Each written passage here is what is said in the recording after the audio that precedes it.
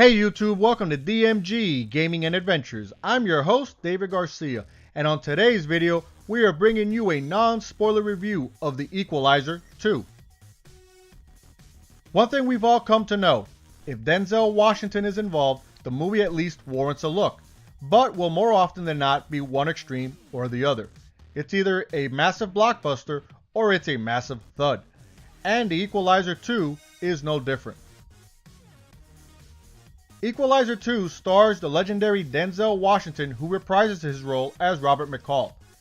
Denzel is compelling and believable as the star of this movie. He's arrived at a point in his career where he knows what his bread and butter is as an actor, and he does it very well.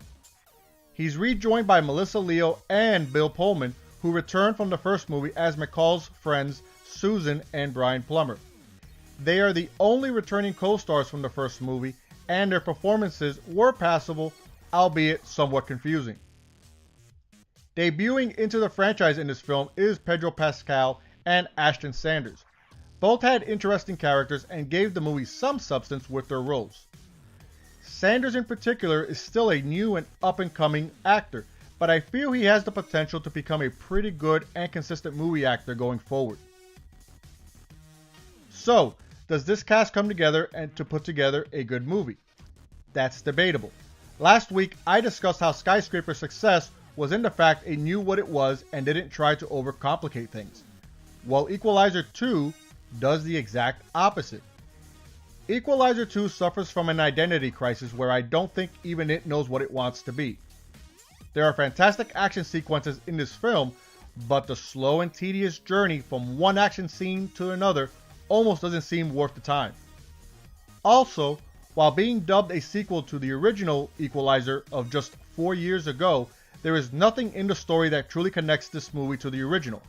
The story in this film almost feels like a standalone movie, and worse off, the story is confusing and non-interesting.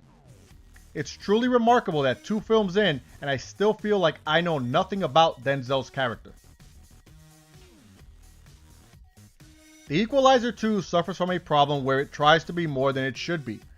This leads to a convoluted and uninteresting story with a dreadful pace and only moments of interesting and quality action scenes. Overall, the only real saving grace I saw in this film is that there wasn't any real need to watch the first movie before watching this film, as there is no mention at all to any of the events of the first movie. If you like watching Denzel being a wisecracking, ass-kicking, bona fide superhuman killing machine, well, you may get some enjoyment from this film. If you're interested in knowing why or how he became this wisecracking, ass-kicking, bona fide superhuman killing machine, maybe wait for part 3 and cross your fingers. The Equalizer 2 gets 2 lift star ratings out of 5.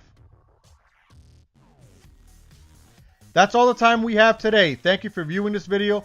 Please leave a like, subscribe, and comment below. Tell me what you think of The Equalizer 2. And as always, whether you're a nerd, a geek, weird, or a freak, embrace your uniqueness because no one has ever stood out by trying to fit in. Thank you, and see you next time.